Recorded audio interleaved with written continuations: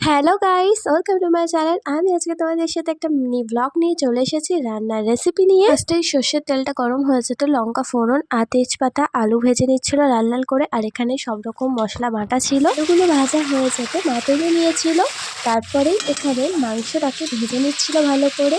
এই যে দেখে নাও, ভাজা হয়ে গেছে কমপ্লিট। মাংসটা ভেজে রান্না করলে দারুণ সুস্বাদু খেতে লাগে। মা যে মশলাগুলো বেটে রেখেছিল সেগুলো কড়াতে এক করে ছেড়ে দিচ্ছিল। আদা রসুন বাটা, টমেটোটাকে গ্রেট করে, পেঁয়াজটাকেও গ্রেট করে নিয়েছিল। গোটা জিরে, গোটা ধনে আর গোটা শুকনো লঙ্কা ভালো করে বেটে নিয়ে মা মশলা করে। খেতে সত্যি দুর্দান্ত হয়। আর লাস্টে দিয়ে দিয়েছিল পরিমাণ মতো নুন দিয়ে দিয়েছিল আর হালকা চিনি দিয়েছিল। চিনি দিলে হালকা স্বাদটা একটু বাড়ে। তারপরে ভালো করে মা কষিয়ে নিয়েছিল মাংসটা, হালকা জল দিয়ে দিয়েছিল আর কষা কষা মা মাংস দিয়েছিল আমাকে।